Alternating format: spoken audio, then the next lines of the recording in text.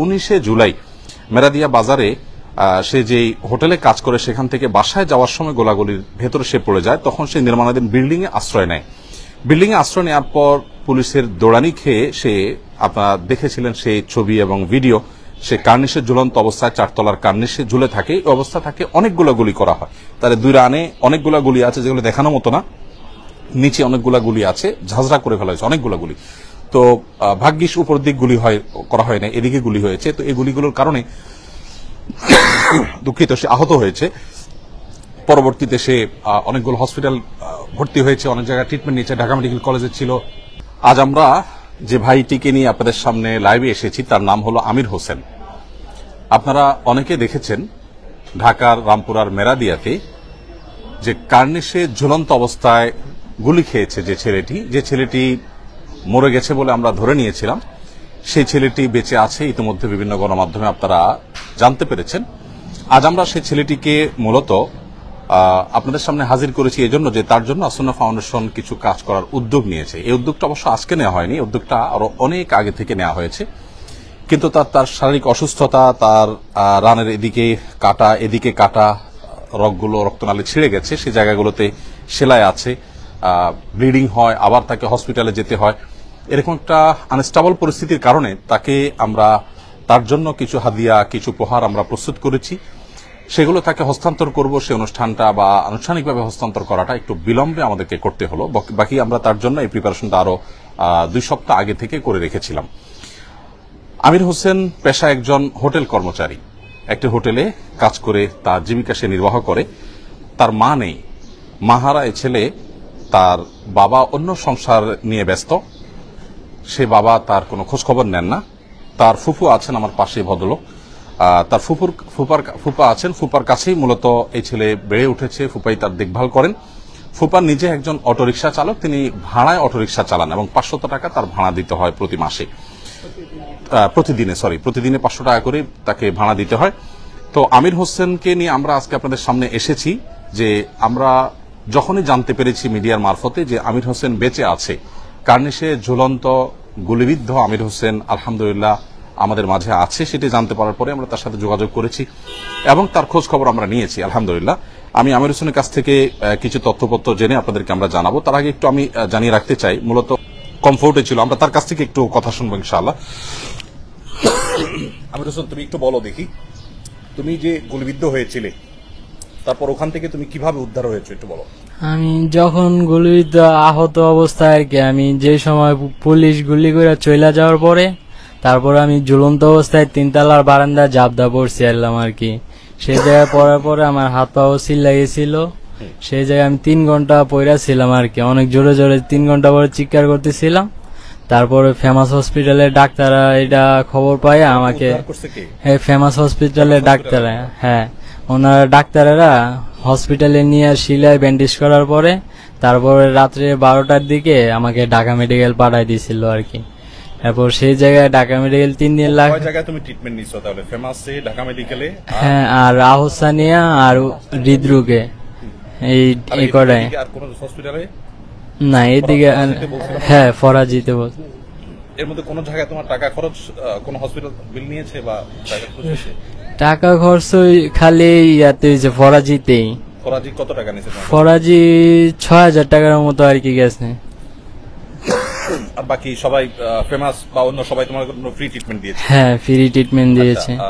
তোমাকে বোধহয় কেউ অর্থ সহায়তা করেছে অল্প বিস্তর। আর এর বাইরে তুমি নিজে তো হোটেলে এখন আপাতত কাজ করে খাওয়া তোমার জন্য সম্ভবপর হবে না।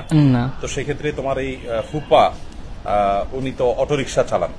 তো এই বিগত সময়ে তোমার চলতে ফিরতে কোনো অসুবিধা হয়েছে?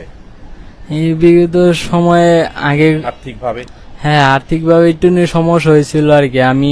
আমার এক ভাই আছে, বড় ভাই, আমরা 2 ভাই আর কি আমার ফুফার কাছে থাকি, আর একটা ছোট বোন আছিল।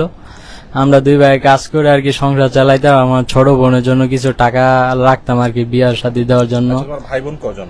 আমরা 3 ভাই 1 বোন আর কি। 1 ভাই দেশে থাকে আর 2 ভাই 1 বোন আমার ফুফার কাছে থাকি আর কি।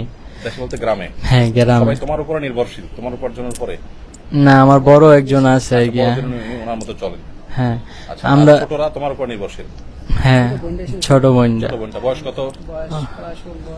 আপনার কাছে একটু জানি, ও কতদিন থেকে আপনার সাথে আছে? আমার সাথে আছে 5-6 বছর ধরে। 5-6 বছর ধরে। জি। তার আগে সে কোথায় ছিল? তার আগে দেশে ছিল, গ্রামের বাড়ি কোথায়? গ্রামের বাড়ি হলো বাঞ্চার মোড়, ইয়াতে দুলারামপুর, মানে ব্রাহ্মণবাড়িয়া। বামনবাড়িয়া জেলা, থানা বাঞ্চারপুর। বুঝতে পারছি। এখন আপাতত আপনার এখানে আছে। জি, আবার তখন আমার কাছে আছে। মাশাআল্লাহ। আপনি যে অটো রিকশা চালান সেটা কতদিন থেকে চালাচ্ছেন? আমি চালাতেছি অটো রিক্সা মনে যে 7-8 বছর ধরে। আচ্ছা, মাশাআল্লাহ। আগে রিক্সা চালাইতাম, তারপর আগে রিক্সা। রিকশা চালাতেন, জি। রিকশা চালান। প্রিয় দর্শক, আমরা আসুন্না ফাউন্ডেশন থেকে আমির হোসেনকে 20,000 টাকা দিয়েছি। তার ওষুধ বড়ি খরচ, যেটা একান্ত শুয়ে বসে তার এখন আপাতত চলতে হয়, আপাতত চলার জন্য। আমরা জেনেছি ইতিমধ্যে সরকার উদ্যোগ নিয়েছে, একটি ফাউন্ডেশন ইতিমধ্যে গঠিত হয়েছে এবং সরকার নানামুখী উদ্যোগের মাধ্যমে আহত নিহতদেরকে সহযোগিতা করবে। আসুন্না ফাউন্ডেশন থেকে আলহামদুলিল্লাহ এই যাবত আমরা যে সমস্ত মানুষকে সহযোগিতা করেছি, 1412 জন আহত মানুষকে আমরা 4,16,40,000 টাকা দিয়েছি একেবারে শুরুর দিন থেকে।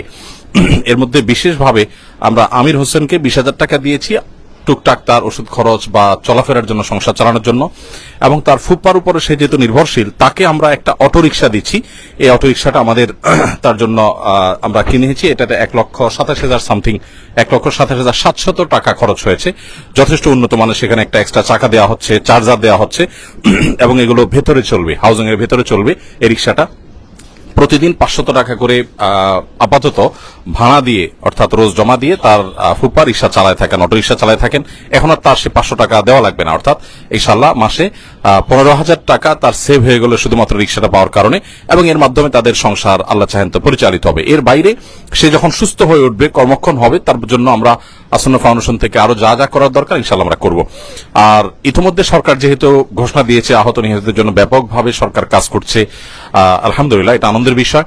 আমরা সরকার এবং সমন্বয়কদের সাথে যোগাযোগ করে হতাহতদের জন্য, বিশেষ করে যারা নিহত হয়েছে তাদের পরিবারের জন্য, ইয়াতিমদের জন্য আমরা কিছু করতে পারি, হতাহতদের জন্য কিছু করার সুযোগ আছে, সেটা অবশ্যই সরকারের সংশ্লিষ্ট কর্তৃপক্ষের সাথে যোগাযোগ করে, ইতিমধ্যে আমরা যোগাযোগ করছি এবং প্রতিনিয়ত যোগাযোগ চলছে। সমন্বয়কদের সাথে যোগাযোগ করে, সরকারের সাথে যোগাযোগ করে ইনশাআল্লাহ আমরা কিছু একটা করবো। আমাদের প্রাথমিক একটা পরিকল্পনা আছে, যদি সংশ্লিষ্ট কর্তৃপক্ষের সার্বিক অনুমোদন আমরা পাই, আমরা 500 পরিবারকে হতাহতদের মধ্য থেকে বাছাই করে 500 পরিবারকে আমরা 500 সিএনজি দিতে চাই, যে সিএনজিগুলো ঢাকায় চললে প্রতিদিন তারা 1500 টাকা শুধুমাত্র জমা পাবে, অর্থাৎ মাস শেষে ভালো একটা অ্যামাউন্ট তারা পাবে ইনশাআল্লাহ তারা। তো আমি আর খুব বেশি দীর্ঘায়িত করব না। আমি আপনার কাছে বলতে চাই যে আপনি নিজে তো ভাড়ায় অটো রিক্সা চালাতেন, এখন এটা পেলে আপনার কি পরিমাণ উপকার হবে? এটা পেলে অনেকটা উপকার হবে, কারণ যে টাকাটা ভাড়া দিতাম এটাতে আমার সংসার, 2টা সংসার মোটামুটি ভাবে চলাফেরা করা যাবে। আচ্ছা, ঠিক আছে। আপনি ওর দেখভাল করবেন তো ইনশাআল্লাহ? ইনশাআল্লাহ হ্যাঁ, অনেক আদর করবি, জিজ্ঞাসা করেন। সে যে আহত হয়েছে, আহত হওয়ার পরে তো একটা লম্বা সময় তার খোঁজ খবর কি পাইছেন আপনারা? না, লম্বা সময়, পুরোটা সময় আর পিছিয়ে আছি আমরা, প্রায় 1 মাসে যে আহত, তারপর আমি আর পিছিয়ে আছি।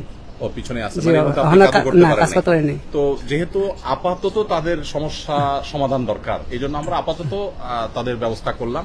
পরবর্তীর জন্য ইনশাআল্লাহ সরকার কি করছে না করছে, আমাদের কি করার সুযোগ আছে, সরকার এবং সংশ্লিষ্ট কর্তৃপক্ষের সাথে পরামর্শ করে আমরা ইনশাআল্লাহ ব্যাপকভাবে কাজ করব। আমরা যেটা প্ল্যান করেছি যে 500 সিএনজি যদি ঢাকায় আমরা দিতে পারি, তাহলে হতাহতদের অনেকে আছে ঘরে বসে, তাদের মাসে 45 থেকে 50,000 টাকা তাদের এসে যাবে এবং সুন্দরভাবে তাদের সংসার ইনশাআল্লাহ পরিচালিত হবে। আমরা এই জন্য যোগাযোগ করছি, যাই করছি ইনশাআল্লাহ সমন্বয় করে সরকারের সাথে আমরা করবো, আল্লাহ চান তো, যদি সেই সুযোগ আমাদের থাকে। তো আপাতত আমির হোসেনের জন্য আমরা এই উপহারটি পৌঁছে দিচ্ছি। এখানে পুরো বিস্তারিত কাগজপত্র আছে এবং আমির হোসেনের যে আহত হওয়ার ছবি এবং বিভিন্ন হসপিটালের যে তার আহত হওয়ার ছবিগুলো বিশেষ করে দেখানোর মতো। এই যে আমরা দেখতে পেয়েছি যে গুলিবিদ্ধ যে ছবি, এখানে তার রানের এখানে ভয়ঙ্কর ভাবে গুলিবিদ্ধ হয়েছে। এগুলো সবগুলো গুলি, আলাদা আলাদা গুলি, অনেকগুলো গুলি হয়েছে। এতগুলো গুলি একটা মানুষের উপরে করা হয়েছে, বিশেষ করে রানের এখানে তো তার রক্তনালী ছিঁড়ে গেছে। এই কারণে তার এখানে আমরা দেখতে পাচ্ছি ঢাকা মেডিকেল কলেজে অনেকগুলো হসপিটালের কাগজ আছে। আসনা ফাউন্ডেশন থেকে আমরা এই তথ্য উপাত্তগুলো সাধারণত নিয়ে তারপরে কাজ করে থাকি।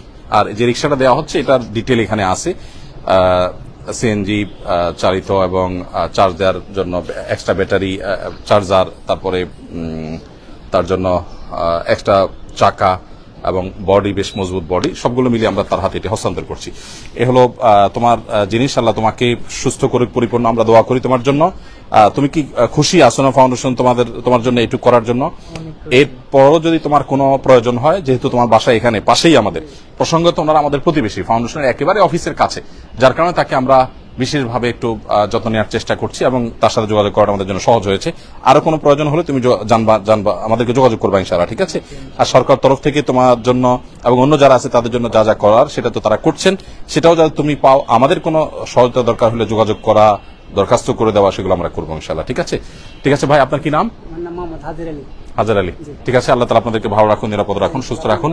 আল্লাহ তাআলা আমাদের সবাইকে কল্যাণ পথে রাখুন এবং ভালোর পথে রাখুন, আমরা দোয়া করি। এবং সমস্ত কষ্ট নিবেদিত মানুষগুলোর কষ্ট আল্লাহ তাআলা দূর করে দিন। ঢাকা, চট্টগ্রাম মেডিকেল কলেজ সহ বিভিন্ন জায়গায় আমি গিয়েছি, হসপিটালগুলোর যে দৃশ্য, অনেক দৃশ্য আছে যেগুলো আসলে দেখবার মতো না, খুব ভয়ঙ্কর অনেক দৃশ্য আছে।